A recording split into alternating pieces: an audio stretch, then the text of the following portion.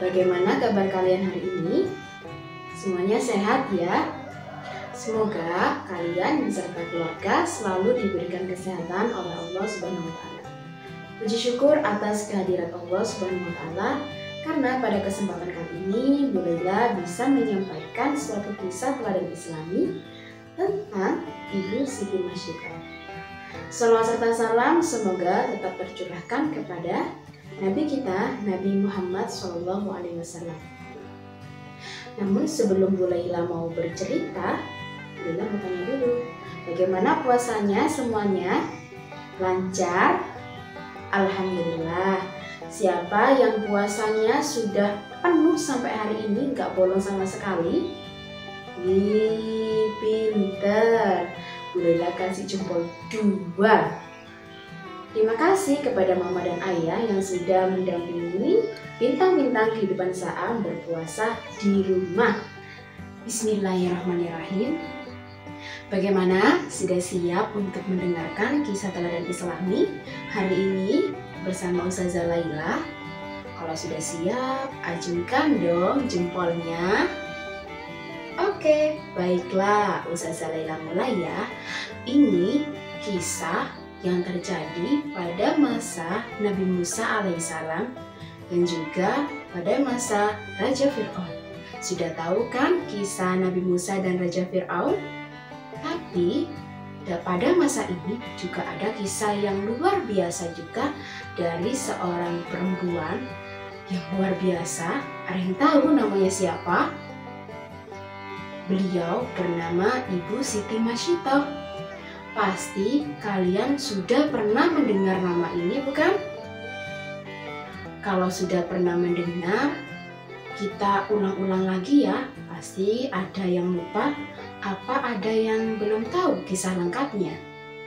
Kalau belum tahu kisah lengkapnya, dengarkan ya. Kisah Siti Masyidah yang mati syahid bersama anak-anaknya yang direbus Fir'aun dalam kuali besar. Ini dikisahkan dalam hadis Nabi Muhammad SAW yang diriwayatkan oleh Ibnu Abbas. Ibnu Abbas mengatakan bahwa Rasulullah pernah bersabda bahwa ketika Nabi menjalankan Isra melewati suatu tempat yang baunya sangat harum, maka Rasulullah bertanya, "Wahai Jibril, bau harum apakah ini?" Jibril menjawab, "Ini makam Masyidah dan anak-anaknya." Siti Masyidah merupakan pembantu Raja Fir'aun pada masa Nabi Musa alaihissalam. Siti Masyidah di kerajaan Raja Fir'aun bertugas untuk merawat putri Raja Fir'aun. Pada suatu hari, Masyidah sedang menyisir rambut putri Fir'aun. Tak sengaja, sisir tersebut terjatuh dari tangannya. Maka Masyidah pun mengambilnya sambil mengucapkan bismillah dengan menyebut asma Allah. Ucapan Siti Masyidah itu kemudian terdengar oleh anak perempuan Fir'aun. Dia berkata, "Sebutlah nama ayahku." Masyidah menjawab, "Tuhanku, Tuhanmu, dan Tuhan ayahmu adalah Dia." Anak perempuan Fir'aun pun bertanya, "Apakah ada Tuhan selain ayahku?" Masyidah berkata, "Benar, Tuhanku, Tuhanmu, dan Tuhan ayahmu adalah Allah." Maka Fir'aun memanggil dan berkata, "Apakah engkau mempunyai Tuhan lain selain diriku?"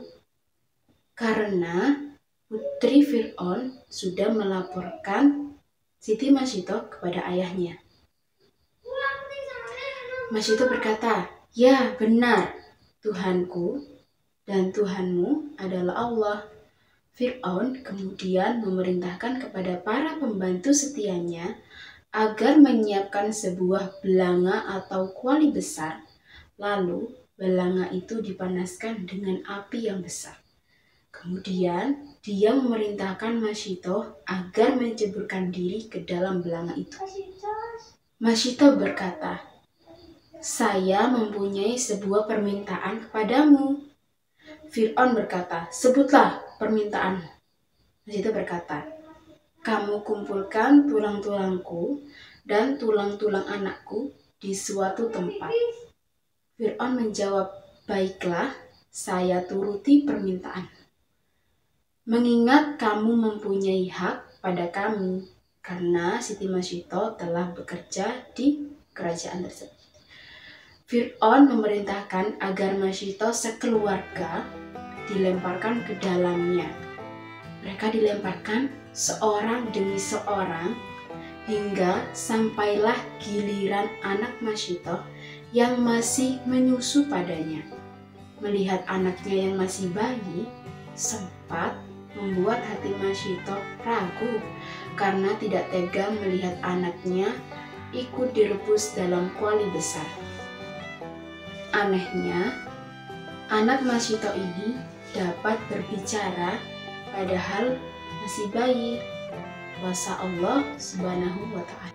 Kuasa Allah Subhanahu wa Ta'ala itu membuat hati Siti Masyito kembali mantap dan yakin dengan imannya. Bayi Siti Masyito mengatakan, hai ibuku, jeburkanlah dirimu ke dalamnya, janganlah takut, karena sesungguhnya engkau berada dalam jalan yang benar. Nabi SAW bersabda, ada 4 orang bayi yang masih dalam buayan dapat berbicara, yaitu anak Masyito, saksi Nabi Yusuf, teman Juraiz, dan Isa putra Maryam. Setelah anaknya diceburkan ke kuali besar oleh pengawal Raja Fir'aun, giliran Siti Masyito yang diceburkan. Tanpa ragu, Siti Masyito pun masuk ke dalam kuali yang mendidih. Siti Masyito dan anak-anaknya pun mati dalam keadaan syahid. Harum semerbak menyeruak dari dalam kuali yang mendidih ini. Seketika orang-orang di sana pun rasa heran kenapa kok ada bau yang harum seperti itu. Setelah itu, Fir'aun memenuhi permintaan Siti Masyito dengan mengumpulkan tulang belulang mereka dan dikuburkan dalam suatu tempat.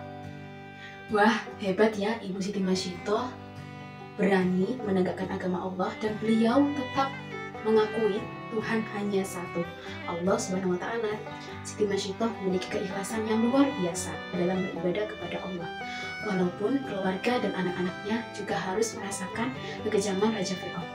Ayo semuanya kita bisa meneladani sikap berani menegakkan kebenaran seperti Ibu Siti Masyito. Dan perjuangannya tersebut, subhanallah, kuasa Allah, Ibu Siti Masyito dan keluarganya, makamnya harum semerbak. Dan beliau merupakan golongan orang yang masuk ke dalam surganya Allah. Mungkin itu yang bisa Laila sampaikan. Semoga bermanfaat dan semangat terus belajar mengenai kisah-kisah teladan Islam. Sekian dari Laila. Terima kasih. Wassalamualaikum warahmatullahi wabarakatuh.